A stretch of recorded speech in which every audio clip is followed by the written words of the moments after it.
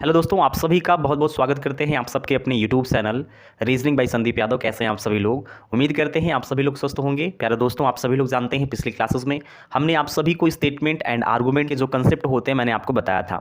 मैंने आपसे कहा था कि यहाँ पर एक स्टेटमेंट होता है और आप सबके सामने आर्गूमेंट होता है ना। आपको बताने होते हैं कि जो स्टेटमेंट है उस स्टेटमेंट से कौन से आर्गूमेंट सही हो सकते हैं।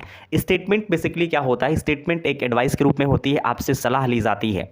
और आर्गूमेंट्स जो होते हैं उस आर्गूमेंट में आपको बताने हैं, आपके सामने दो आर्गूमेंट होंगे और उन दोनों आर्गूमेंट में आपको बताने होते हैं कि कौन से आर्गूमेंट आपके ठोस हैं, सॉलिड हैं, कौन से आर्गूमेंट वीक हैं। जो आर्गूमेंट सॉलिड होते हैं, स्ट्रांग होते हैं, वो सही माने जाते हैं। जो आर्गूमेंट वीक होते हैं वो हमेशा गलत माने जाते हैं। आप हमेशा समाज में रहते हैं और आपको पता होगा कि समाज में हर कोई एक दूसरे से एडवाइस मांगता है, सलाह मांगता है।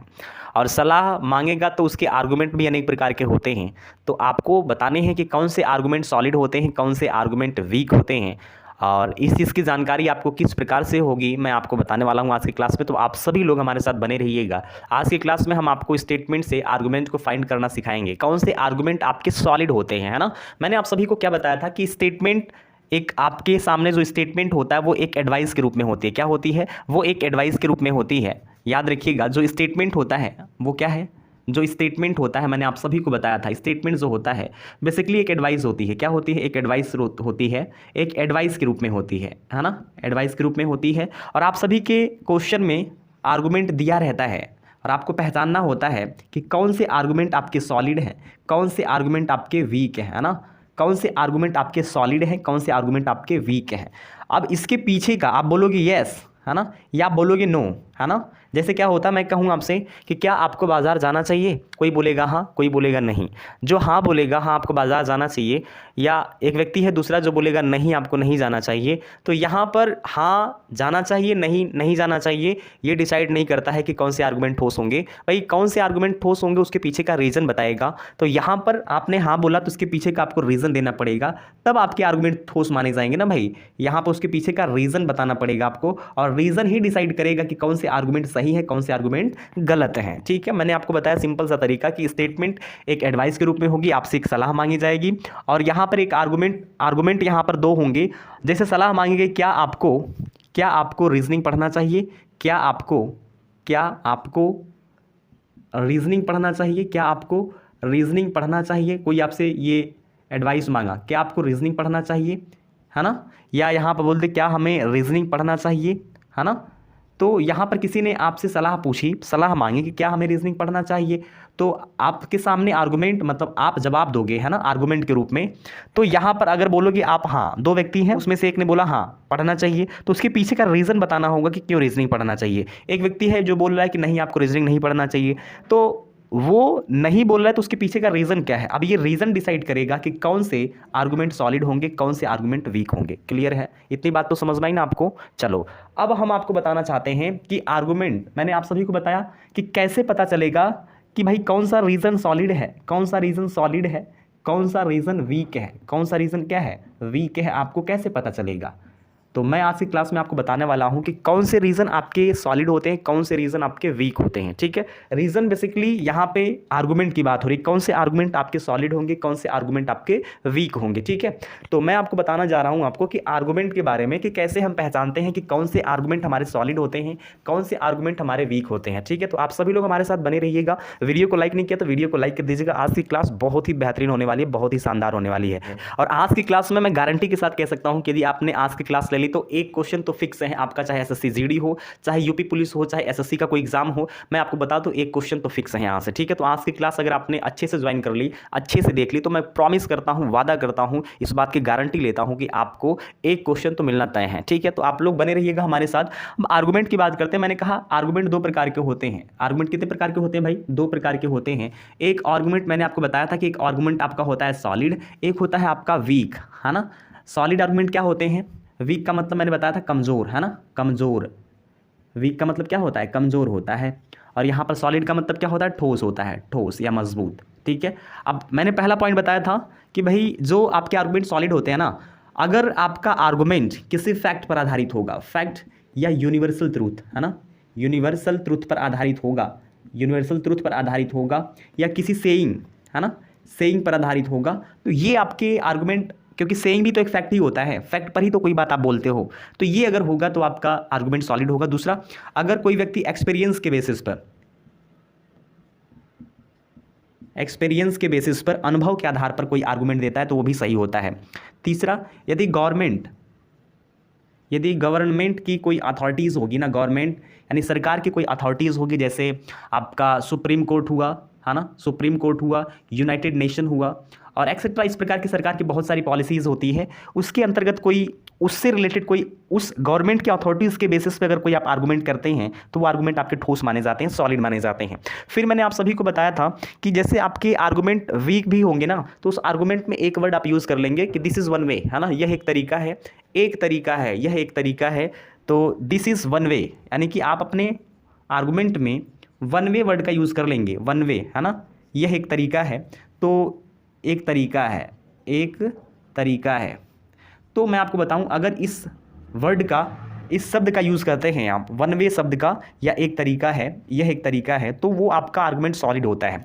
उसी प्रकार से यदि वीक आर्गुमेंट की मैं बात करूं, तो प्यारे बच्चों यहाँ पर अगर वीक आर्गुमेंट की बात किया जाए तो पहले नंबर का जो यहाँ पे मैं बताऊं, अगर आपके आर्गुमेंट में वल्ली अवे, मैंने बोला था ना कि वल्ली वे, ठीक है, वल्ली अवे, यह केवल एक तरीका है, ठीक है, केवल एकमात्र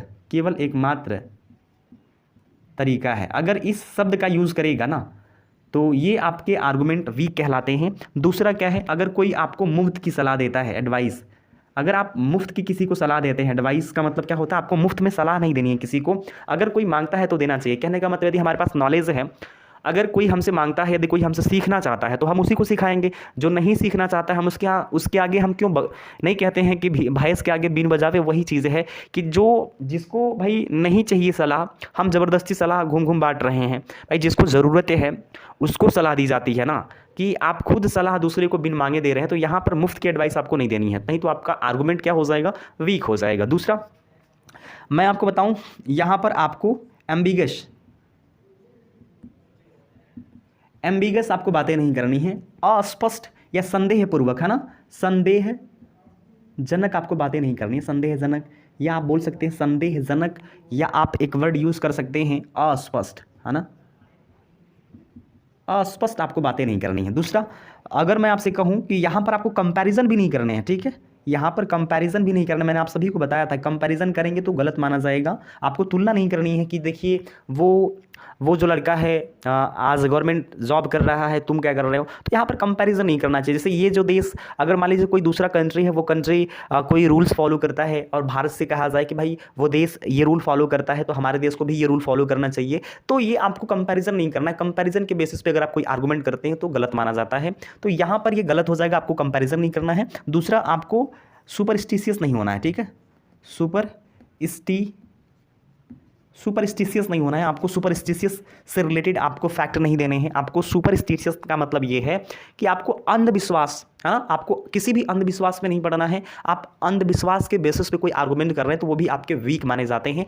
तो ये पॉइंट आप याद रखिएगा। मैंने क्या बोला कि भाई आपको फैक्ट और यूनिवर्सल ट्रूथ या सेइंग के आधार पर कोई आर्गुमेंट करते हैं, या एक्सपीरियंस के बेसिस पे, या गवर्नमेंट के कोई authorities, supreme court, United Nations etcetera, या आपके स्टेटमेंट में या आपके आर्गुमेंट में वन वे वर्ड यानी यह एक तरीका है, इसका यूज़ करेगा तो वो आपके आर्गुमेंट ठोस होते हैं। वीक आर्गुमेंट क्या होते हैं, वल्ली अवे अगर आपके आर्गुमेंट में है तो वीक हो जाएगा। अगर आप मुफ्त की सलाह देते हैं, आपके आर्गुमेंट में मुफ्त की सलाह है, तो वो वीक माने जाते हैं, मतलब गलत होते हैं। एम्बिगस नहीं होना चाहिए, संदेहजनक नहीं होना चाहिए, आप खुदे नहीं अस्पष्ट हो, है ना, आप आर्गुमेंट कर रहे हैं उसमें हमेशा संदेह नहीं होना चाहिए, अस्पष्ट बातें होनी चाहिए, अस्पष्ट नहीं होनी चाहिए। दूसरी बात, आपको कंपैरिजन नहीं करना, तुलना नहीं करना है, सुपरस्टिशियस नहीं होना है, आपको अंधविश्वास में, किसी भी अंधविश्वास में, ठीक है, अंधविश्वास में नहीं पड़ना है, अंधविश्वास में आपको नहीं पड़ना, इस बात का आप ख्याल रखिएगा। ये सारी बातें आप याद रखते हैं तो आपके जो स्टेटमेंट आर्गुमेंट से रिलेटेड क्वेश्चन है इजीली बन जाते हैं, है ना। तो आइए हम देर ना करते हुए क्वेश्चन की तरफ आपको लेकर चलते हैं। तो यहाँ पर आप सभी के सामने पहले नंबर का क्वेश्चन है, स्टेटमेंट आर्गुमेंट का पहला क्वेश्चन देखिएगा आप सभी लोग। कथन है आप सभी के सामने, क्या गर्भावस्था के दौरान लिंग निर्धारण परीक्षण पर पूरी तरह से प्रतिबंध लगा दिया जाना चाहिए, प्रतिबंध लगा दिया जाना चाहिए। ये कथन है जो कि आपसे एक एडवाइस लिया जा रहा है। मैंने आपसे क्या बोला कि स्टेटमेंट आर्गुमेंट के क्वेश्चन जब आप करेंगे तो यहाँ पर आप सभी के सामने एक कथन होगा, और जो कथन होगा ना वो एक सलाह के रूप में होगा। आपसे सलाह मांगी जाएगी कि क्या गर्भावस्था के दौरान लिंग निर्धारण परीक्षण, इसको बोलते हैं हम लोग सेक्स डिटर्मिनेशन टेस्ट, है ना, क्या बोलते हैं, सेक्स डिटर्मिनेशन टेस्ट, इस पर पूरी तरह से क्या प्रतिबंध लगा देना चाहिए, आपसे एक सलाह मांगी जा रही है। और यहाँ पर आर्गुमेंट दिया है, आपको बेसिकली पहचानने हैं कौन से आर्गुमेंट आपके ठोस है या सॉलिड हैं, या आप कह सकते हैं कौन से आर्गुमेंट सही हैं, आपको बताने हैं।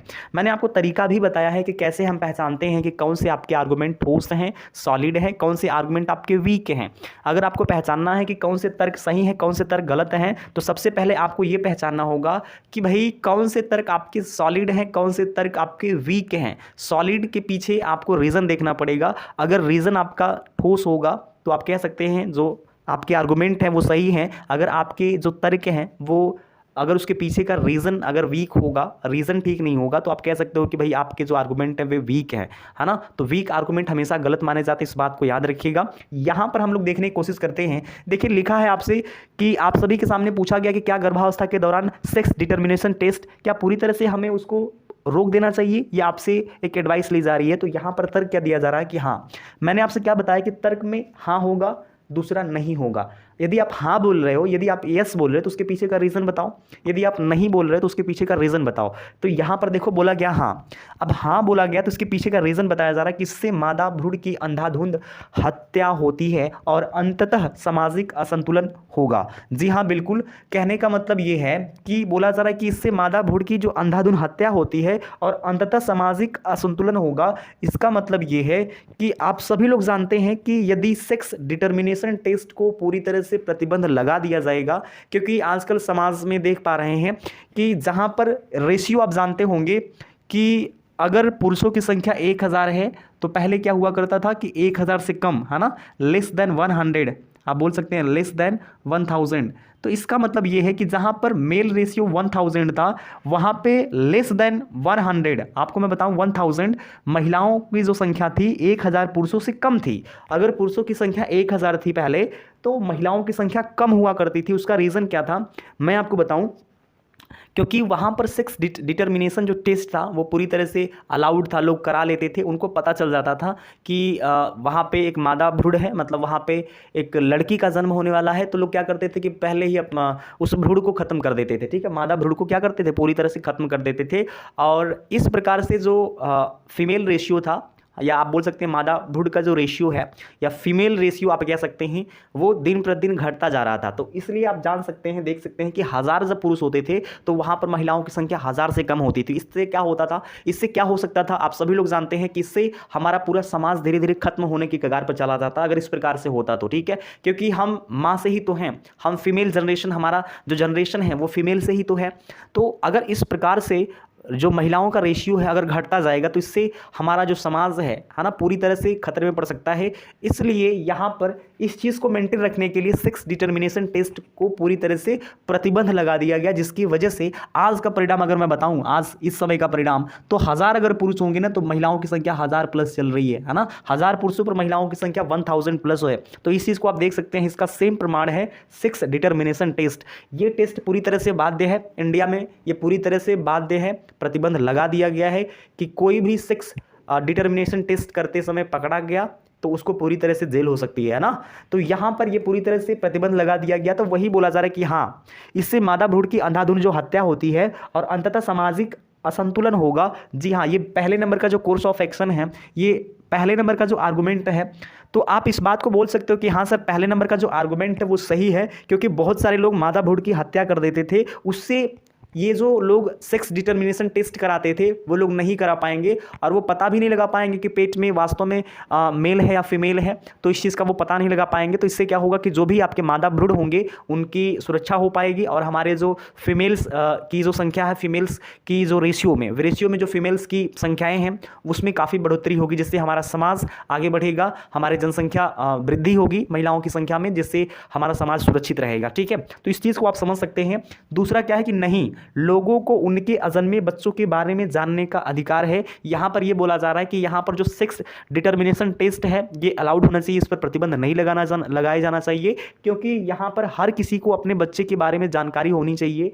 जो अजन्मे बच्चे हैं उनके बारे में उनको जानकारी होनी चाहिए। वो सेक्स डिटर्मिनेशन टेस्ट के माध्यम से अपने बच्चों के बारे में जानकारी ले सकते हैं। तो ये पूरी तरह से गलत है भाई। देखिए, आपको अपने अकॉर्डिंग नहीं सोचना है, आपको केवल अपने बारे में नहीं सोचना है, आपको समाज से रिलेटेड सोचना है, आपको पूरी समाज को लेकर चलना है, आपको पूरे सामाजिक तौर से पूरे सोशल को लेकर चलना है, पूरे समाज को लेकर चलना है, उसकी तरह आपको सोचना पड़ेगा। आप इंडिविजुअल अपने बारे में नहीं कह सकते, अपने बारे में सोच के नहीं इस बात को कह सकते कि ये मुझे अधिकार है अपने बच्चे के बारे में जानने का। तो यहाँ पर आपको पर्सनल अपने ऊपर सारी चीज़ों को नहीं लेके सोचना है, आपको सामाजिक तरीके से सोचना है, सोशल तरीके से सोचना है, ठीक है। तो यहाँ पर कहने का मतलब पहले नंबर का जो आपका तर्क है, जो आर्गूमेंट है, वो सॉलिड है। दूसरे नंबर का आर्गूमेंट क्या है? वीक है। मैंने कहा ना कि एक एडवाइस होती है, जो कथन होता है बेसिकली एक एडवाइस ली जाती है, आपसे एक सलाह मांगी जाती है ना, एक एडवाइस के रूप में होती है। और यहाँ पर आपने आर्गूमेंट दिया, यहाँ पर आपने तर्क दिया। तो यहाँ पर आपने तर्क दिया, तो तर्क में आपने बोला हाँ, एक जगह आपने बोला नहीं। तो भाई हाँ नहीं डिसाइड नहीं करता कि कौन से आपके आर्गूमेंट ठोस हैं, सॉलिड है, कौन से आर्गूमेंट आपके वीक हैं। उसके पीछे का रीजन बताना पड़ेगा। इससे मादा भ्रूण की अंधाधुंध हत्या होती है और अंतर्माजिक असंतुलन होगा। तो ये बातें बिल्कुल 100% ट्रू है। तो आप कह सकते हैं सर ये फैक्ट पर बात हो रही है, तो ये सही है। दूसरा क्या होता है कि नहीं, लोगों को उनके अजन्मे बच्चों के बारे में जानने का अधिकार है। मेरे भाई यहाँ पर आप अपने ऊपर लेके बात बोल रहे हो, तो ये गलत है। तो कहने का मतलब कुछ इस प्रकार से आप सभी के सामने ऑप्शन होगा, इंग्लिश में लिखा रहेगा only argument first is strong, दूसरा है कि only argument second is strong, तीसरा है कि both first and second are strong, और फोर्थ नंबर का ऑप्शन है neither first not second is strong. तो यहाँ पर बच्चे आप बता सकते हैं कि सर पहले नंबर का आर्गूमेंट सही है, तो यहाँ पर पहले नंबर का ऑप्शन भी सही हो जाएगा। अगर आप हिंदी की बात करते हैं तो दोस्तों आप देख सकते हैं केवल तर्क पहला ठोस है, दूसरा ऑप्शन है केवल तर्क दूसरा ठोस है, तीसरा ऑप्शन है तर्क पहला और दूसरा दोनों ठोस है, चौथे नंबर के ऑप्शन की बात करते हैं तो ना तो तर्क पहला और ना ही तर्क दूसरा ठोस है। तो आप सभी लोग जानते हैं कि पहले नंबर का यहाँ पर तर्क सही है, तो आप ऑप्शन में आंसर देंगे केवल तर्क पहला ठोस है। तो इस प्रकार से हम अपने क्वेश्चन का आंसर देते हैं। उम्मीद करते हैं आप सभी को ये क्वेश्चन समझ में आया होगा, किस प्रकार से हम आर्गूमेंट के क्वेश्चन को सॉल्व करते हैं, स्टेटमेंट आर्गूमेंट के क्वेश्चन को सॉल्व करते हैं। आपको इस क्वेश्चन से पता लगा होगा क्वेश्चन को किस प्रकार से करना है, क्वेश्चन का मतलब क्या होता है, मैंने आपको प्रॉपर तरीके से समझा दिया। अब हमको नंबर ऑफ क्वेश्चंस की प्रैक्टिस करवानी है आपको। तो अब इसी के साथ हम चलते हैं अगले क्वेश्चन की तरफ। तो आप सभी के सामने सेकंड नंबर का क्वेश्चन है। प्यारे दोस्तों, आप सभी के सामने ये दूसरे नंबर का क्वेश्चन है, और क्वेश्चन देखो आप सभी लोग, यहाँ पर एक कथन है जो कि एक एडवाइस के रूप में आपसे एक सलाह मांगी जा रही है कि क्या भारत में भविष्य में माता पिता को वर्तमान में 2 या कई बच्चों के मुकाबले एक के लिए ही बाध्य किया जाना चाहिए। तो यहाँ पर एक आपसे एडवाइस ली जा रही है और आप सभी के सामने आर्गुमेंट के रूप में दिया गया है 2 आर्गुमेंट, और आपको बताने हैं कि इनमें से कौन से आर्गुमेंट सॉलिड है, ठोस हैं, कौन से आर्गुमेंट आपके वीक हैं, मतलब कमज़ोर हैं। तो बोला जा रहा है कि क्या भारत में भविष्य में माता पिता को वर्तमान में 2 या कई बच्चों के मुकाबले एक के लिए ही बाध्य किया जाना चाहिए, कि भाई आपको एक ही बच्चा पैदा करना है। ये एक एडवाइस आपसे मांगी जा रही है, सलाह मांगी जा रही है। इस चीज़ के लिए क्या बाध्य किया जाना चाहिए, तो आप सभी के सामने यहाँ पर 2 आर्गुमेंट हैं। देखिएगा, यहाँ पर हाँ बोला जा रहा है, दूसरे वाले आर्गुमेंट में नहीं बोला जा रहा। तो यहाँ पर हाँ या नहीं से आप नहीं बता पाओगे कौन से आपके आर्गुमेंट सॉलिड है, कौन से आपके आर्गुमेंट वीक हैं। मैंने आपको बताया है कि हमेशा उसके पीछे का रीज़न डिसाइड करेगा कि कौन से आपके आर्गुमेंट सॉलिड हैं, कौन से आपके आर्गुमेंट वीक हैं। तो आइए देखते हैं। लिखा है कि हाँ, भारत की सदैव बढ़ती रहने वाली जनसंख्या को नियंत्रित करने का यह एकमात्र तरीका है। प्यारे दोस्तों, मैंने आप सभी को बताया है कि आपके आर्गुमेंट में वल्ली वे वर्ड का यूज़ करेगा ना, दिस इज़ वल्ली वे, यह एकमात्र तरीका है। ये क्या करता है, ये हमारे आर्गुमेंट को वीक बना देता है। क्या बनाता है भाई, कमज़ोर बना देता है ना। ये हमारे आर्गुमेंट को क्या करता है, कमज़ोर बना देता है, और हमारे कमज़ोर आर्गुमेंट गलत माने जाते हैं। तो कहने का मतलब पहले नंबर का जो आपका आर्गुमेंट है वो वीक है, और वीक आर्गुमेंट क्या होते हैं, गलत होते हैं। इसलिए मैंने उसको काट दिया कि यह एकमात्र तरीका है, ये गलत। कहने का मतलब है ना कि हर किसी के लाइफ में प्रॉब्लम होता है मेरे दोस्त, हर किसी के लाइफ में प्रॉब्लम होता है, और हर किसी प्रॉब्लम का कोई ना कोई सलूशन ज़रूर होता है। केवल एक ही सलूशन नहीं हो सकता। कोई भी प्रॉब्लम हो किसी के भी लाइफ में, या आप सभी के सामने कोई भी प्रॉब्लम आ जाए ना, तो उस प्रॉब्लम का केवल एकमात्र सलूशन नहीं हो सकता मेरे दोस्त, उसका बहुत सारा सलूशन होता है ना। अगर एक रास्ता बंद है तो दूसरा रास्ता खुला है ना। एक रास्ता बंद होता है तो दूसरा रास्ता खुल भी जाता है। यदि आप कह रहे हो कि यह एकमात्र तरीका है मेरे दोस्त, ये गलत हो जाएगा, क्योंकि आपके आर्गूमेंट ही वीक हो जाएंगे। ठीक है, इस बात को आप समझ पा रहे हो ना। जी हाँ, तो आओ आगे चलते हैं, दूसरे नंबर के आर्गूमेंट की बात करते हैं कि नहीं, इस तरह की दबाव डालने की युक्ति विश्व में कोई देश नहीं अपनाता है। अब मेरे भाई बोल रहा है कि विश्व में कोई भी देश नहीं अपनाता, ये तो कंपैरिजन कर रहा है कि भाई इस तरह की युक्ति देश में कोई अदर भी कंट्री हो वो इस चीज़ को नहीं फॉलो करता है, आप ऐसे कैसे कर सकते हो, बाकी जो अदर कंट्रीज हैं। तो यहाँ पर इसने कंपैरिजन कर दिया। मैंने क्या बोला था आपसे कि कंपैरिजन जहाँ पे होगा वहाँ पे वो आपके आर्गुमेंट वीक कहलाते हैं। आपके आर्गुमेंट वीक वो होते हैं जहाँ पर आपको कंपैरिजन नहीं करना है, आपको मुफ्त में किसी को सलाह नहीं देनी है, आपके आर्गुमेंट में वल्ली वे वर्ड का यूज़ नहीं होना चाहिए, एम्बिगस नहीं होना चाहिए, फिर सुपरस्टिशियस नहीं होना चाहिए, आपको कंपैरिजन नहीं करना। ये सब के सब आपके वीक आर्गुमेंट के अंतर्गत आते हैं। यहाँ पर इसने बोला कि नहीं भैया इस तरह के दबाव डालने की युक्ति विश्व में कोई भी देश नहीं अपनाता। यहाँ पर अदर जो कंट्री है, यहाँ पर अदर कंट्री से इन्होंने क्या कर दी, तुलना, और आपको तुलना नहीं करना है। तुलना करेंगे तो आपके आर्गुमेंट वीक हो जाएंगे और वीक आर्गुमेंट हमेशा गलत होते हैं। तो आप देख सकते हैं यहाँ पर दोनों के दोनों आपके आर्गुमेंट गलत हो गए। तो दोस्तों आप अपने क्वेश्चन का आंसर क्या देंगे, आप अपने क्वेश्चन का आंसर देंगे neither first nor second follow, neither first nor second is strong, option D is correct. क्या बोलेंगे, neither first nor second is strong. Hindi में क्या होगा, हिंदी में होगा कि ना तो तर्क पहला और ना ही तर्क दूसरा ठोस है। ठीक है, तो इस क्वेश्चन का आंसर हो जाएगा ऑप्शन डी इज करेक्ट। तो देखा आपने यहाँ पर किस प्रकार से हमने स्टेटमेंट, एक एडवाइस थी और यहाँ पर आर्गुमेंट था, आपने किस प्रकार से पहचान लिया। देखा आपने, मैंने जो तरीका बताया काम आ रहा है ना आपको। चलो ठीक है, यदि आपको क्वेश्चन समझ में आ रहा हो तो प्लीज़ वीडियो को लाइक कर देना, चैनल को सब्सक्राइब नहीं किया तो चैनल को सब्सक्राइब जरूर कर लीजिएगा प्लीज़। ठीक है, अब आते हैं अगले क्वेश्चन पे। तो तीसरे नंबर का क्वेश्चन आप सभी के सामने है। देखिए क्वेश्चन यहाँ पर है, कथन आप सभी के सामने है। क्या भारत में कोयला खनन पर पूर्ण प्रतिबंध लग जाना चाहिए। आपसे सलाह मांगी जा रही है कि क्या भारत में कोयला खनन पर पूर्ण प्रतिबंध लग जाना चाहिए। तो मुझे एक बात बताओ आप सभी लोग, कोयला खनन ये कौन सा सोर्स है, ये रिन्यूएबल है या नॉन रिन्यूएबल सोर्सेज हैं, बताइए। कोयला जो खनन है ये प्राकृतिक है, ये नेचुरल है, या आप कह सकते हैं आर्टिफिशियल है। कोयला का जो खनन है, जो कोयला, जो कोल होता है, कोल माइन, ठीक है, जो कोयला होता है, जो कोल होता है, ये आपका नेचुरल है या आप बताओ आर्टिफिशियल है ना, या तो रिन्यूएबल सोर्सेज है या नॉन रिन्यूएबल सोर्सेज है। सर ये जो कोयला होता है ना, ये आपका नेचुरल होता है, आपका आर्टिफिशियल नहीं होता है। ठीक है, तो इस कोयले के बारे में आप सभी लोग जानते हैं कि कोयला का खनन होगा। तो अब मुझे नहीं पता, किसी को भी नहीं पता कि कितना कोयला है, कितना कोल है अभी बचा है या कितना कोल अभी है, लेकिन बहुत ही बड़ा सोर्सेज है लाइट का, प्रकाश का। आप सभी लोग जानते हैं दिन प्रतिदिन जो हमारे कोयला का खनन है, जो कोयला है, जो कोल है, इसकी मात्रा कम होती जा रही है। ठीक है, बहुत ज़्यादा हम लोग इसका उपयोग कर रहे हैं और आप सभी को पता है कि बहुत ही जल्द ये समाप्त होने वाला है और हमारी लाइट भी इसी से है ना, हमारी लाइट भी जाने वाली है। आने वाले समय में आप सभी लोग देख पाएंगे कि लाइट की प्रॉब्लम होगी, क्योंकि लाइट भी इसी पर डिपेंड, लाइट भी इसी से आती है। ठीक है, तो कोल जो है पूरी तरह से धीरे धीरे ये क्या हो रहा है, कम हो रहा है, लेकिन किसी को कुछ पता नहीं कोल के बारे में कि कितना कोल बचा हुआ है। ठीक है, कहने का मतलब ये नेचुरल चीज़ें हैं, इसके बारे में आप कुछ भी अजम्पशंस लगाएंगे गलत माने जाएंगे। आप सभी लोग जानते हैं कि यहाँ पर इस कोयला के खनन के बारे में कि कितना कोयला बचा हुआ, कितना है कितना नहीं, इसके बारे में कुछ भी नहीं, किसी को कुछ भी नहीं पता। ठीक है, किसी को भी इसके बारे में कुछ नहीं पता है, कोई जानकारी नहीं है। लेकिन मैं आपको बता दूं, बहुत तेज़ी से इसकी मात्रा घट रही है, कम होता जा रहा है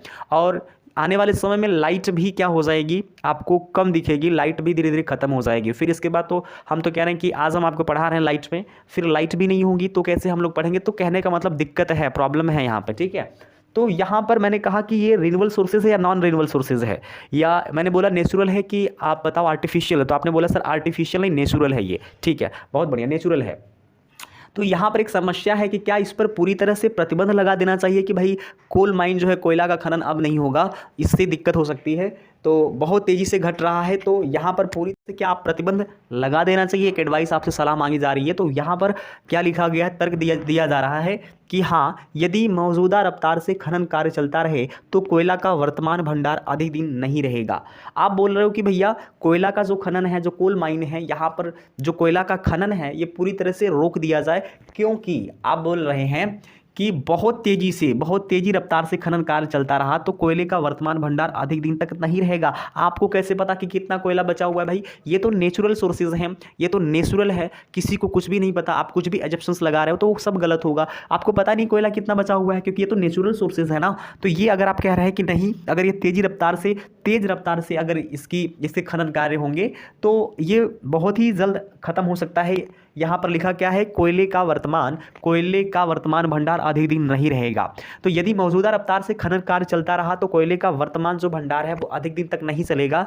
यदि आप इस चीज़ पर एजम्पशंस लगा रहे हैं, मैंने कहा कि नेचुरल सोर्सेज हैं, कोयला नेचुरल होता है, तो इसके बारे में आप कैसे पता कर सकते हैं कि भाई ये ज़्यादा दिन तक नहीं चलेगा या कितना कोयला बचा हुआ है, इसके बारे में कुछ भी एजम्पशंस आप नहीं लगा पाएंगे, है ना। एजम्पशंस लगाएंगे तो गलत माना जाएगा। तो कहने का मतलब क्या है, पहले नंबर का जो आर्गूमेंट है ना मेरे दोस्त, वो गलत है ना। पहले नंबर का आर्गूमेंट गलत है, क्योंकि आप कोल के बारे में कुछ भी एजम्पशंस लगाएंगे वो गलत है, क्योंकि नेचुरल सोर्सेज है, नेचुरल है ये पूरी तरह से, ठीक है। अगर हम दूसरे आर्गूमेंट की बात करते हैं, बोला है कि नहीं, हमारे पास वैकल्पिक ऊर्जा स्रोत पर्याप्त मात्रा में नहीं है। तो अब ये जो आर्गूमेंट है ये बोलना चाहता है कि भाई इस पर पूरी तरह से प्रतिबंध नहीं लगाना चाहिए, क्योंकि हमारे पास वैकल्पिक ऊर्जा स्रोत पर्याप्त मात्रा में नहीं है। आप सभी लोग जानते हैं कि भाई हमारे पास कोई विकल्प नहीं है, क्योंकि कोल ही तो एक ऐसा तरीका होता है जिससे आप बिजली पैदा कर सकते हो। तो इसके अलावा कोई दूसरा तरीका थोड़ी नहीं हमारे पास है। स्रोत, लाइट का स्रोत हमारे पास कोई दूसरा है क्या? नहीं है, ये कोयला ही तो है। तो कहने का मतलब पूरी तरह से आप प्रतिबंध नहीं लगा सकते हैं। अगर आप पूरी तरह से प्रतिबंध लगाएंगे तो गलत है। कहने का मतलब यदि आपको प्यास लगी है, मैंने आपको अभी बताया ना कि यदि आपको प्यास लगी है तो पानी तो आप पियोगे ही, है ना। ऐसा थोड़ी ना है कि अगर आने वाले समय में ठीक है, तो मैं आपको एक चीज़ बताना चाहता हूं कि आने वाले समय में पानी की भी दिक्कत होने वाली है, पानी भी कम होता जा रहा है, ठीक है। तो पानी की भी दिक्कत है, तो क्या आप पानी पीना बंद कर दोगे क्या? नहीं, पानी के वेस्टेज को आप कम कर सकते हो, जो पानी आप वेस्ट करते हो उसकी मात्रा को कम कर सकते हैं, लेकिन आप ऐसा कभी भी नहीं करेंगे कि भाई पानी ही नहीं यूज़ करेंगे, पानी ही नहीं पिएंगे, इस वजह से कि आगे चल के पानी खत्म होने वाला है, ठीक है। तो यहाँ पर मात्रा कम किया जा सकता है। उसी प्रकार से नहीं, हमारे पास वैकल्पिक ऊर्जा स्रोत पर्याप्त मात्रा में नहीं है, ये जो आर्गुमेंट है पूरी तरह से सही है, ठोस है, क्योंकि ये बात पूरी तरीके से सही बोला जा रहा है कि हमारे पास कोई विकल्प ही नहीं है ना। हमारे पास कोई विकल्प ही नहीं है, क्योंकि अगर कोयला को पूरी तरह से, जो कोयला खनन है, जो कोल माइन है, उसको पूरी तरह से प्रतिबंध लगा दिया जाएगा उस पर, तो मेरे भाई यहाँ पर लाइट कैसे पैदा करोगे आप? जब लाइट पैदा नहीं होगा, है ना, तो कैसे हमारा सारा काम होगा? तो कहने का मतलब पूरी तरह से आप प्रतिबंध नहीं लगा सकते।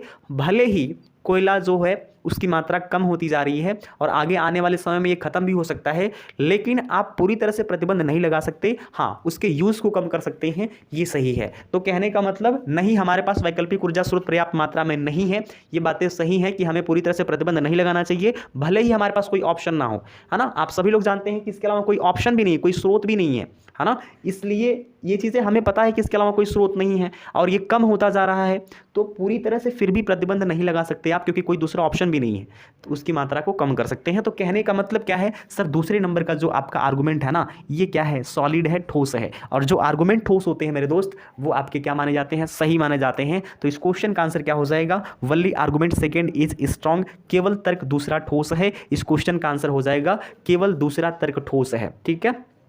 क्योंकि आप सभी लोग जानते हैं कि हमारे पास वैकल्पिक ऊर्जा स्रोत पर्याप्त मात्रा में नहीं है, इसलिए हम इस पर प्रतिबंध नहीं लगा सकते, क्योंकि इसके अलावा कोई हमारे पास ऑप्शन ही नहीं है। हाँ, इसके यूज़ को हम कर सकते हैं, इसके यूज़ को हम कम कर सकते हैं, लेकिन हम पूरी तरह से इस पर प्रतिबंध नहीं लगा सकते। तो इसलिए आप कह सकते हैं इस क्वेश्चन का आंसर हो जाएगा option B is correct, only argument second is strong, केवल दूसरा तर्क ठोस है, ठीक है। तो उम्मीद करते हैं आप सभी को समझ में आया होगा। आगे चलते हैं अगले क्वेश्चन की तरफ। अगला क्वेश्चन देखिएगा, बहुत ही प्यारा सा क्वेश्चन है। यहाँ पर आप सभी के सामने एक कथन है और तर्क दो हैं। मैंने कहा ना कि जो कथन होता है बेसिकली आपसे एक सलाह मांगी जाती है, और सलाह मांगी गई है, तो देखिए यहाँ पर क्वेश्चन मार्क भी लगा है ना। आपसे पूछा जा रहा है, सलाह मांगी जा रही है। तो यहाँ पर लिखा है, क्या बड़े शहरों की सभी झुग्गी झोपड़ियों को गिरा देना चाहिए? इनमें रहने वाले लोगों को शहर की सीमा के बाहर बसाया जाना चाहिए? अब आप इस चीज़ को बताओ, आपसे ये सलाह मांगी जा रही है, तो अब आप सभी बच्चे बताएं कि इस क्वेश्चन का आंसर क्या होना चाहिए। कौन से तर्क ठोस हैं, कौन से तर्क वीक हैं? आप सभी लोग ध्यान से पढ़ें। लिखा है नहीं और दूसरे वाले तर्क में लिखा है हाँ। तो मैंने आप सभी के सामने क्या बताया था? मैंने आप सभी को क्या बताया है? मैंने आप सभी को ये बताया कि नहीं और हाँ डिसाइड नहीं करता कि कौन से तर्क आपके ठोस हैं, कौन से तर्क आपके वीक हैं। उसके पीछे का रीज़न डिसाइड करेगा। देखो यहाँ पर लिखा है, इसने बोला नहीं, ऐसे सब लोगों के घर और जीविका नष्ट हो जाएंगे, इसलिए उन्हें नई जगह नहीं बसाना चाहिए। तो यहाँ पर इसका मतलब ये है, आपसे सलाह मांगी गई कि क्या जितने भी लोग जो बड़े बड़े शहरों में किनारों पर जो आप देखे होंगे ठेले वगैरह लगाते हैं और वहीं बगल में ही बेचारे रहते भी हैं, अपना जीवन यापन भी करते हैं, तो ये आप लोग देखे होंगे बड़े बड़े शहरों में तो रेडी लगाते हैं वो लोग, ठेले वगैरह लगाते हैं। तो यहाँ पर वही बोला है कि क्या बड़े शहरों की सभी झुग्गी झोपड़ियों को गिरा देना चाहिए? इनमें रहने वाले लोगों को शहर की सीमा के बाहर बसाया जाना चाहिए, कि भाई आप उस शहर से हटो और बाहर जाके अपना जो है जीवन यापन करो, वहाँ पे रहो, वहाँ पे जो कुछ भी करना है करो। तो ये आपसे सलाह मांगी है। तो इसने बोला पहले नंबर के तर्क में कि नहीं, ऐसे सब लोगों के घर और जीविका नष्ट हो जाएगी, इसलिए उन्हें नई जगहों पर नहीं बसाया जाना चाहिए। कि नहीं, ऐसे सब लोगों के घर और जीविका नष्ट हो जाएंगे, इसलिए उन्हें नई जगह पर नहीं बसाया जाना चाहिए। सही बात है बेचारे। मैं बताऊं आपको कि जो लोग भी बड़े बड़े शहरों में झुग्गी झोपड़ी लगा के अपना जीवन यापन करते हैं, यदि आप उनको कहीं दूसरी जगह पर भेज दोगे, कहने का मतलब उनको फ़ायदा कैसे है। बड़े बड़े शहरों में ये लोग झुग्गी झोपड़ी लगाकर अपना जीवन यापन करते हैं। कुछ किसी ने भाई सब्जी का ठेला लगा लिया, तो किसी ने कुछ लगा लिया। अब ये लोग सड़क के किनारे अपना जीवन यापन करते हैं, कुछ न कुछ बेचते रहते हैं, जिससे इनका आजीविका चलता है। तो इनको यदि आप कहीं कहोगे कि शहर के सीमा के बाहर आप लोग जाओ, वहाँ पे अपना जीवन यापन करो, अपनी झुग्गी झोपड़ी लगाओ, तो ये लोग कैसे अपनी चीज़ों को बेचेंगे, अपना जीवन यापन कैसे करेंगे। क्योंकि इनके जीने का साधन जीवन यापन, जो जिसको आजीविका कहते हैं, इनका आजीविका यही है कि वो उसी रोड के किनारे बड़े बड़े शहरों में रहते हैं, वहीं अपनी झोपड़ी लगा लेते हैं, झोपड़ी बना लेते हैं, उसके आसपास ही ये लोग रेडी लगाते हैं, अपना ठेला लगाते हैं, कोई सब्जी बेचता है तो कोई कुछ बेचता है ना। इस तरह से बेचारे क्या करते हैं, अपना जीवन यापन करते हैं। यदि ये कहीं दूसरे जगह पे अपनी झुग्गी झोपड़ी लगा लेंगे, तो ये अपना जीवन यापन कैसे करेंगे बताओ भाई। झुग्गी झोपड़ी तो ये लोग वही लगाना चाहेंगे जहाँ पे इन लोगों का, जिससे जीवन यापन हो सके, जो चीज़ें ये बना के बेच सके, है ना, लोग लेने वाले ले सके। तो भाई वहाँ पे ये लोग झोपड़ी झुग्गी लगाते हैं जहाँ पे इनके जो भी चीज़ें ये बनाते हैं, बेचते हैं, प्रॉपर तरीके से उनको खरीदने वाला हो। बड़े बड़े शहरों में तो ऐसा होता है। अब कहीं गांव देहात में या किसी आउट एरिया में ये लोग झुग्गी झोपड़ी लगाएंगे, तो ये अपना जीवन यापन या किसी भी तरीके से ये अपनी आजीविका को कैसे चलाएंगे। तो यही है। तो कहने का मतलब पहले नंबर का जो आर्गूमेंट है ये बिल्कुल सही है, क्योंकि लिखा है कि नहीं, ऐसे सब लोगों के घर और जीविका नष्ट हो जाएगी, इसलिए उन्हें नई जगहों पर नहीं बसाया जाना चाहिए। तो यहाँ पर पहले नंबर का जो आर्गूमेंट है ये ठोस है, और जब ठोस होगा तो वो आर्गूमेंट सही माने जाते हैं। दूसरा लिखा है कि हाँ, यहाँ पर ये बोला जा रहा है कि हाँ, बड़े शहरों को विकासात्मक गतिविधियों को चलाने के लिए बहुत ज़्यादा जगह की ज़रूरत है, इसलिए इन झुपड़ियों को हटा दिया जाना चाहिए, ये बोला जा रहा है। तो देखो भाई, ये भी बात सही है, ये भी आर्गुमेंट आपके सॉलिड हैं, क्योंकि सही बोला जा रहा है कि भाई इसने बोला कि हाँ, हटा देना चाहिए, जितनी भी झुग्गी झोपड़ी उनको गिरा देना चाहिए और बोल देना चाहिए कि आप लोग सीमा के बाहर जाइए। ठीक है। तो यहाँ पर बोला जा रहा है कि हाँ, बड़े शहरों को विकासात्मक गतिविधियों को चलाने के लिए, भाई शहर को यदि आप विकसित बनाना चाहते हैं तो बहुत ज़्यादा जगह की ज़रूरत है, इसलिए इन झोपड़ियों को हटाया जाना चाहिए। यदि आप शहर में विकास लाना चाहते हैं, विकासात्मक गतिविधियों को देखना चाहते हैं, आप सोचते हैं कि शहर में विकास हो, जो रोडें हैं वो बहुत ज़्यादा चौड़ी चौड़ी हों, है ना, उसके किनारे अच्छे अच्छे मार्केट्स हों, है ना, उसके किनारे अच्छी अच्छी दुकानें हों, तो कहने का मतलब यहाँ पर जितने भी लोग झुग्गी झोपड़ी लगाए उनकी झोपड़ियों को गिराएंगे, तभी तो प्रॉपर तरीके से चौड़ी रोड बनेगी, प्रॉपर तरीके से दुकानें लगेंगी, सजेंगी, है ना, प्रॉपर तरीके से विकास होगा। तो ये बात भी अपनी जगह पर सही है। तो दूसरे नंबर का आर्गूमेंट भी सही है। यहाँ पर पहला और दूसरा दोनों आर्गूमेंट सही हैं। तो कहने का मतलब दोनों आर्गुमेंट एक दूसरे से रिलेटेड नहीं है, लेकिन दोनों आर्गुमेंट अपने आप में सॉलिड हैं। जब आर्गुमेंट सॉलिड होते हैं तो वो आर्गुमेंट सही माने जाते हैं। तो यहाँ पर दोनों आर्गुमेंट आपके क्या हैं, दोनों आर्गुमेंट आपके सॉलिड हैं। तो आप कह सकते हैं सर इस क्वेश्चन का आंसर जो होगा, both first and second are strong, पहला और दूसरा दोनों के दोनों जो आपके आर्गुमेंट हैं, जो तर्क है, तर्क पहला और दूसरा दोनों ठोस है। जब ठोस होगा तो आपके आर्गुमेंट सही होंगे। तो उम्मीद करते हैं आप सभी को समझ में आया होगा। यदि वीडियो अच्छी लगी ना तो प्लीज़ वीडियो को लाइक कर देना, क्वेश्चन समझ में आया हो तो वीडियो को लाइक कर देना, है ना। चैनल पे नए हो तो चैनल को सब्सक्राइब जरूर कर लेना। ठीक है।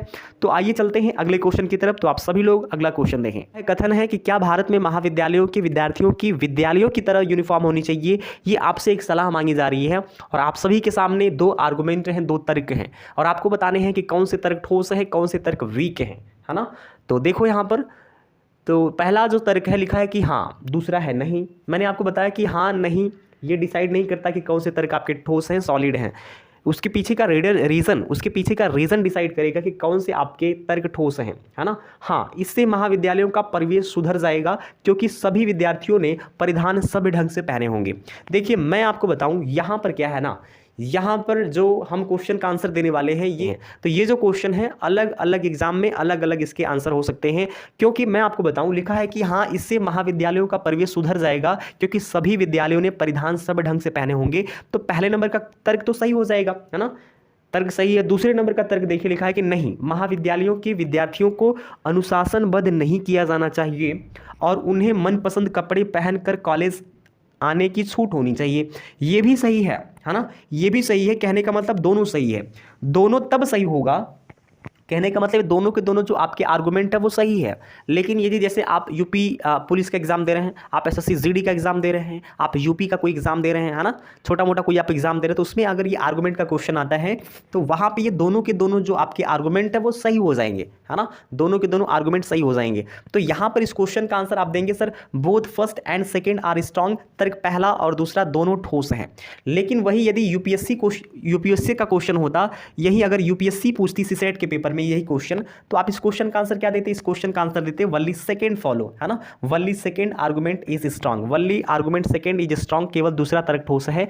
क्या भारत में महाविद्यालयों के विद्यार्थियों की विद्यालयों की तरह यूनिफॉर्म होना चाहिए? क्या भारत में महाविद्यालयों के विद्यार्थियों की विद्यालयों की तरह यूनिफॉर्म होना चाहिए? इसने बोला हाँ, इससे महाविद्यालयों का परिवेश सुधर जाएगा, क्योंकि सभी जो विद्यार्थी हैं वो क्या परिधान सब ढंग से पहने होंगे। भाई ये बातें आप मुझे बताओ, क्या ड्रेस इस चीज़ को डिसाइड करेगा? अगर आप वेल ड्रेस्ड होंगे तो अगर आप वहाँ पे जितने भी कॉलेज के स्टूडेंट होंगे उनके वो आप बोलोगे, जितने भी कॉलेज के स्टूडेंट होंगे आप उनको बोलोगे कि आप प्रॉपर तरीके से ड्रेसिंग सेंस में आया करिए, आपके लिए ड्रेस अलाउड है, आप ड्रेस पहन के आया करिए। तो क्या इससे परिधान सब ढंग से पहने अगर होंगे वो, तो क्या इससे परिवेश सुधर जाएगा? बताओ भैया, क्या परिवेश इससे सुधर जाएगा? नहीं, तो ये गलत है। अगर आप ड्रेस इनको अलाउ करते हैं तो इससे परिवेश नहीं सुधरता है, ठीक है, ये गलत हो जाएगा। दूसरा, नहीं, महाविद्यालयों के विद्यार्थियों को अनुशासनबद्ध नहीं किया जाना चाहिए और उन्हें मनपसंद कपड़े पहनकर कॉलेज आने की छूट होनी चाहिए। भाई हर किसी को मैं आपको बताऊँ, जो कॉलेज के विद्यार्थी होते हैं, जो कॉलेज के स्टूडेंट होते हैं, उनको तो इतनी छूट मिलनी ही चाहिए भाई। वो कोई भी ड्रेस पहन के आ सकते हैं, क्योंकि वो एक मैच्योर कंडीशन में होते हैं, है ना, उनके अंदर इतनी मैच्योरिटी होती है। तो ये आपका हो सकता है। तो कहने का मतलब दूसरे नंबर का जो आर्गूमेंट है वो ठोस है, पहले नंबर का आर्गूमेंट आपका वीक है। आप कह रहे हैं कि यहाँ पर प्रॉपर तरीके से उनको ड्रेस अलाउड कर दिया जाएगा, है ना, परिधान सब ढंग से अगर वो पहने होंगे तो उससे परिवेश सुधर जाएगा। तो ये बातें गलत है ना। दूसरा क्या है, दूसरा आप बोल रहे हैं कि उनको अनुशासनबद्ध नहीं किया जाना चाहिए क्योंकि वो ऑलरेडी कॉलेज के स्टूडेंट हैं, ठीक है, और कॉलेज के स्टूडेंट को अगर आप इस तरह से बातें करेंगे तो अच्छी बात नहीं है। इस क्वेश्चन का आंसर हम देंगे वल्ली सेकंड फॉलो, या आप कह सकते हैं कि वल्ली आर्गुमेंट सेकंड इज स्ट्रांग, ठीक है। और अलग अलग एग्जाम में इसके आंसर डिफरेंट हो सकते हैं, हर किसी का मत डिफरेंट हो सकता है, लेकिन यहाँ पर इस क्वेश्चन का आंसर देंगे वल्ली आर्गुमेंट सेकंड इज स्ट्रांग, ठीक है। तो उम्मीद करते हैं आप सभी को ये सारे के सारे क्वेश्चन समझ में आए होंगे। देखिए, जो आपके स्टेटमेंट आर्गुमेंट होते हैं ये बाकी सभी चैप्टर से थोड़ा हट के है, और थोड़ा सा ये जो आर्गुमेंट वाले चैप्टर होते हैं थोड़ा सा दिक्कत करता है, ठीक है, आपको प्रैक्टिस करनी पड़ेगी, है ना। और मैंने जो आपको रूल्स बताए हैं वो रूल आपको ध्यान में रखिएगा, और ये सारे के सारे जो रूल्स मैंने आपको बताए हैं उसको ध्यान में रख के क्वेश्चन को सॉल्व करेंगे तो आपको प्रॉब्लम नहीं होगी, ठीक है। हाँ, बाकी के 4 क्वेश्चन में कोई दिक्कत नहीं होगा। 5वां क्वेश्चन वेरी करता है, लोग कहते हैं इसका आंसर बोथ भी हो सकता है, इसका आंसर वल्ली सेकंड भी हो सकता है। तो अभी आज की क्लास में मैं इस क्वेश्चन का आंसर वल्ली सेकंड फॉलो कहूंगा, वल्ली दूसरा आर्गुमेंट ये ठोस है। तो अगर आप मुझसे पूछते हैं कि इस क्वेश्चन का आंसर क्या होगा प्रॉपर तरीके से, तो मैं इस क्वेश्चन का आंसर वल्ली सेकंड आर्गुमेंट दूंगा कि वल्ली सेकंड आर्गुमेंट आर स्ट्रांग, ठीक है, वल्ली सेकंड आर्गुमेंट इज स्ट्रांग, केवल दूसरा आर्गुमेंट ही आपका स्ट्रांग है, ठीक है। तो उम्मीद करते हैं आप सभी को ये सारे के सारे क्वेश्चन समझ में आए होंगे। तो मैं उम्मीद करता हूं कि आप सभी को ये सारे के सारे क्वेश्चन समझ में आए होंगे, है ना। तो आज के लिए सिर्फ इतना ही रखते हैं, अब हम आपसे मिलेंगे नेक्स्ट क्लास में। आप सभी बच्चों को दिल से बहुत सारा प्यार। यदि आपने वीडियो को लाइक नहीं किया तो वीडियो को लाइक कर दीजिए, चैनल पर नए हो तो चैनल को सब्सक्राइब कर लीजिएगा। आप सभी बच्चों को दिल से बहुत सारा प्यार। Love you all, wish you all the best, bye bye, take care, thank you very much.